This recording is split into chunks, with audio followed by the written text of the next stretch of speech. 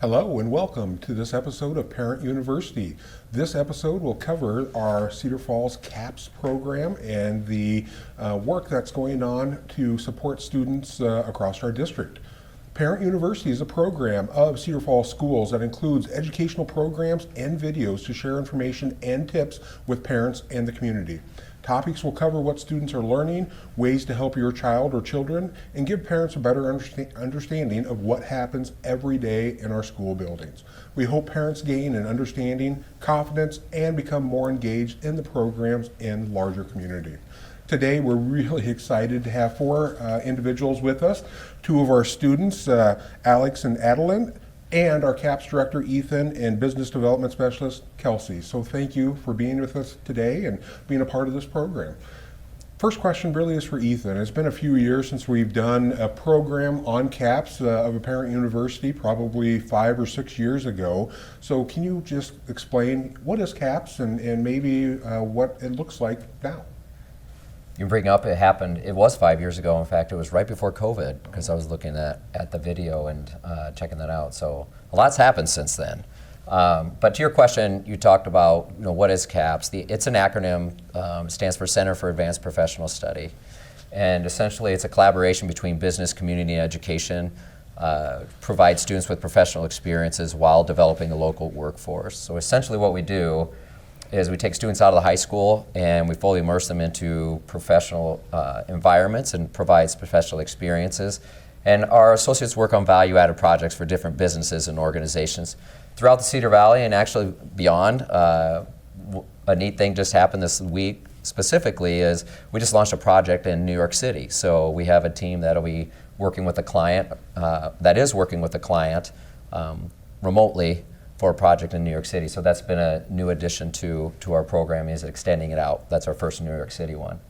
But you also mentioned the mission statement for CAPS, and our mission is preparing all students for their purpose. And there's two key components to that. The preparation piece is the development of what we call durable skills. And so we know those are skills that are going to help our students be successful in any endeavor that they choose, regardless of what industry or what problems they have in their life that they want to tackle.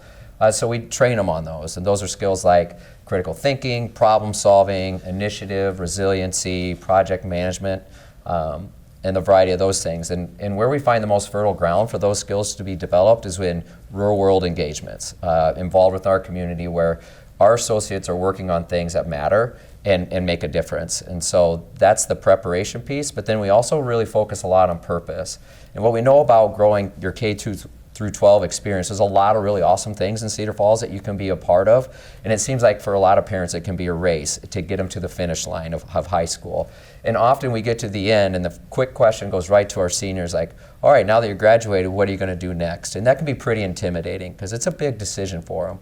So one thing that we really do well is helping our associates figure out their purpose, and we do that by providing a lot of different experiences and trainings and opportunities to develop things like, how do I know what I'm passionate about? What am I skilled at? And then what type of work or jobs or careers are out there that I can wrap that around? Because one of our main goals is that we want Monday to be our favorite day of the week because we really love what we do. So those are the two parts of our mission statement. Perfect. As a follow-up question to that, Ethan, can you explain the different experiences? So when we first started, we started at Viking Pump with technology and engineering, and that has evolved now into careers. And careers is our engineering and manufacturing strand that Adeline has been a part of.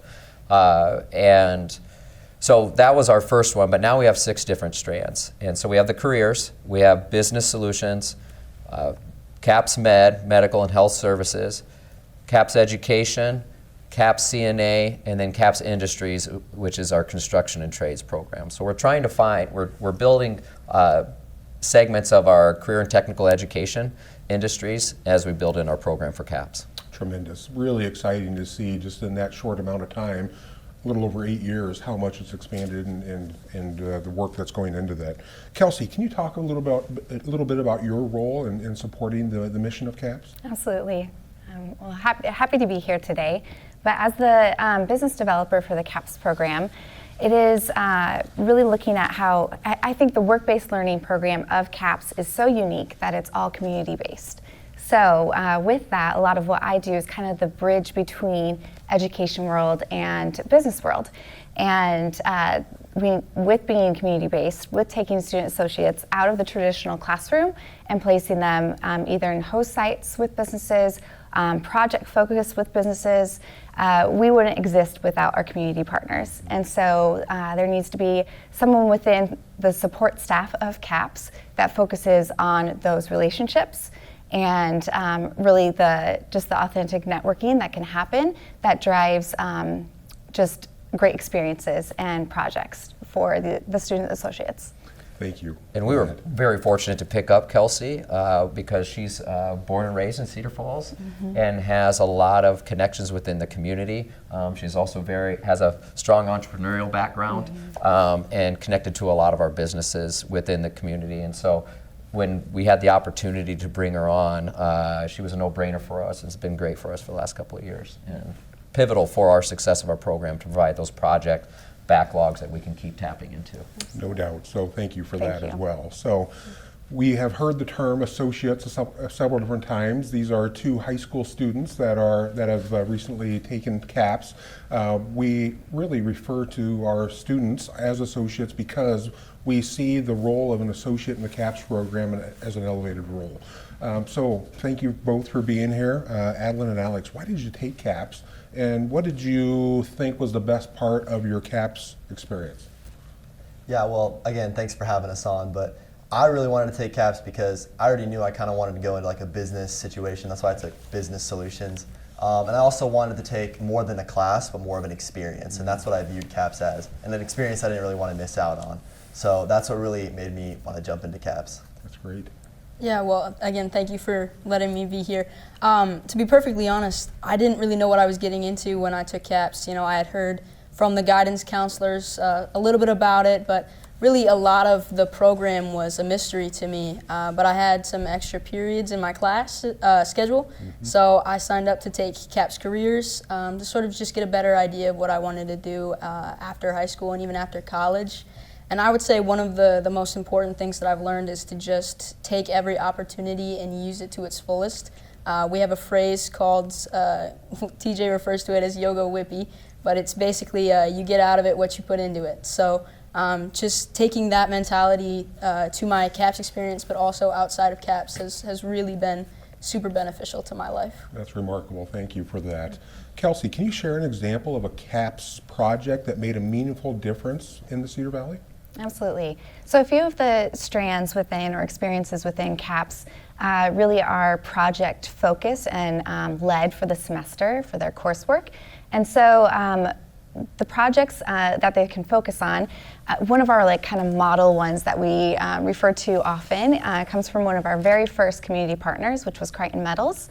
And it's kind of one of just those full circle moments of where we saw the original project, which was a redesigning of a footstool, that then they had to do a prototype of it, a redesign, and then figured out actually how to pitch it, and it was picked up by a large company outside of the Cedar Valley. And so just the excitement of that, the successfulness of a project.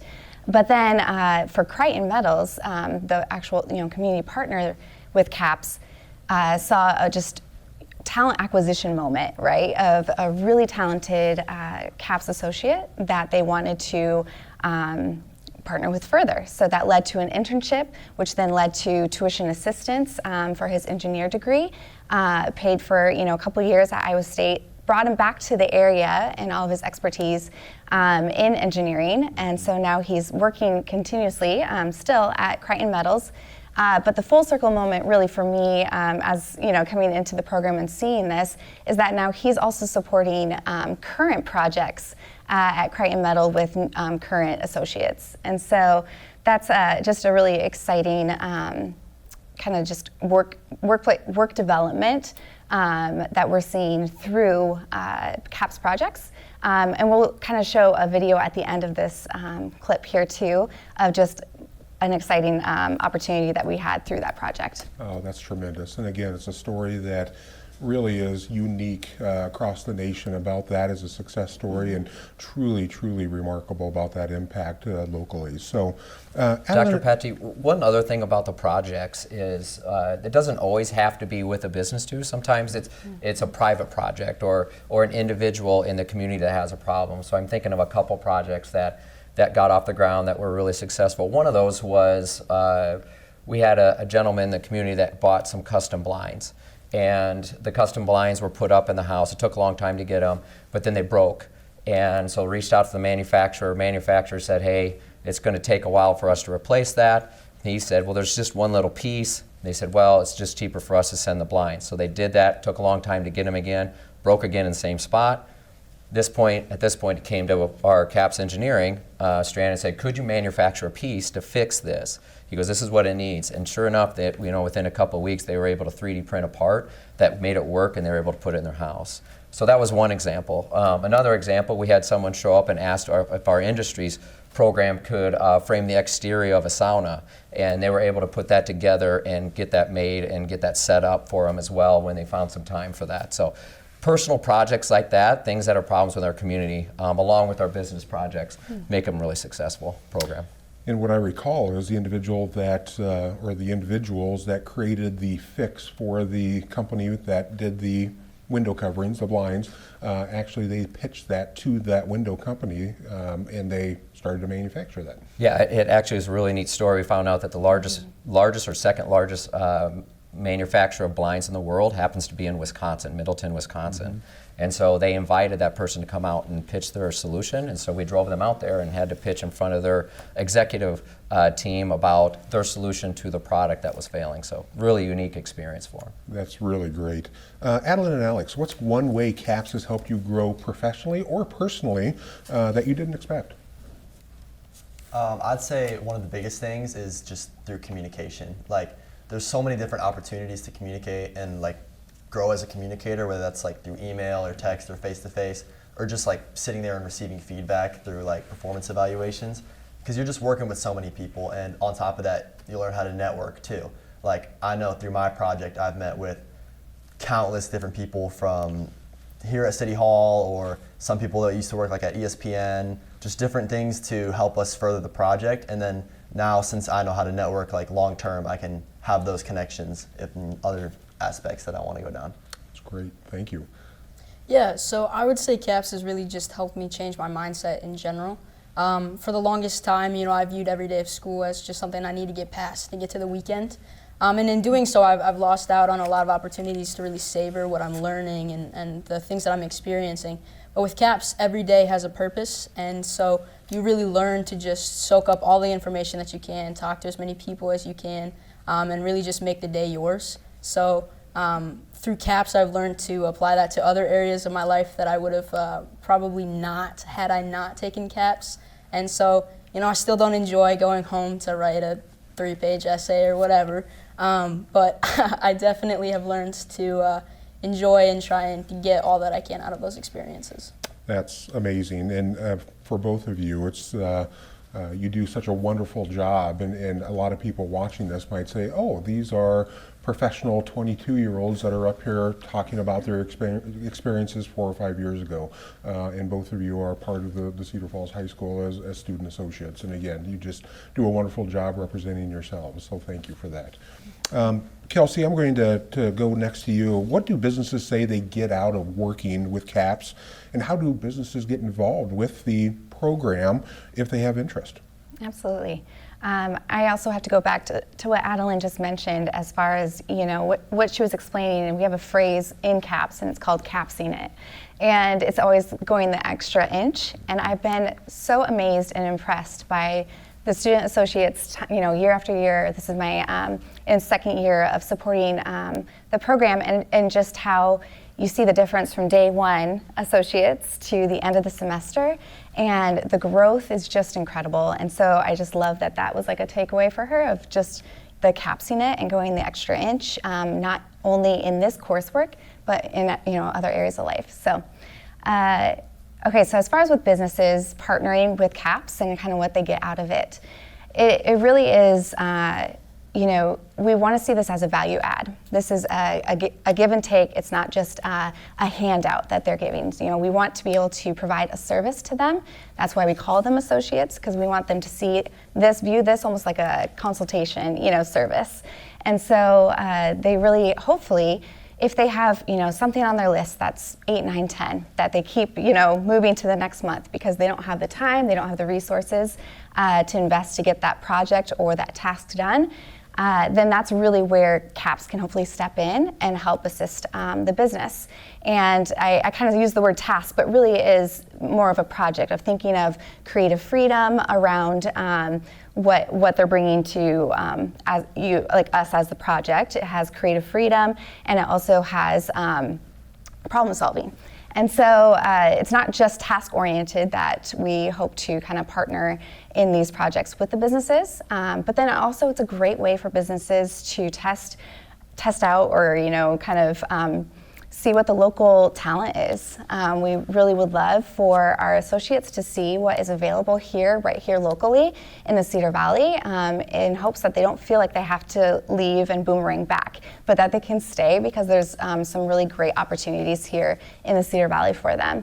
And so that's a great way for businesses to get involved with just kind of seeing what the local talent is, but then also as far as getting tasks 8, 9, and 10 off their list, and a way to kind of tap into a new demographic that they may not have in their workplace. And so our student associates are, of their age, and so it's a great way that they can kind of see how they think with the new generation, the way that they do things, and so that can really be just a great insight for them as a business.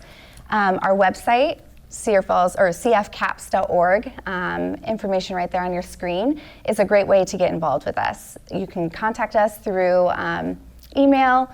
We're engaged on all of our platforms as far as Facebook, Instagram, and Twitter as well, or X. And yeah, that's really just a lot of options of getting a hold of us. Thank you for that. And I think when we started CAPS 8 years ago, we started to review and explore options 9, 10 years ago.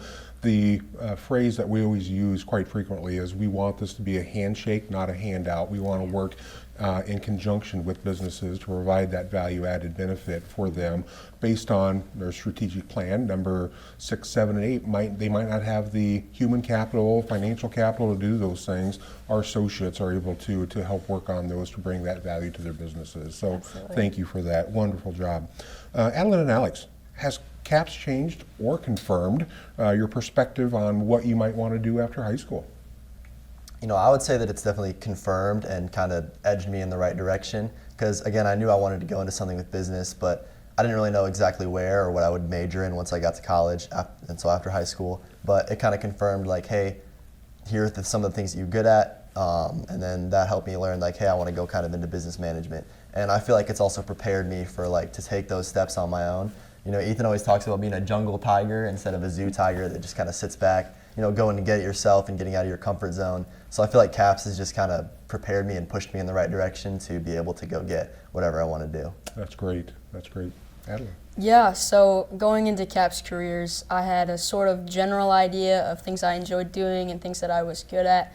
But as far as like a concrete major or route that I wanted to take in the future, I still wasn't super sure.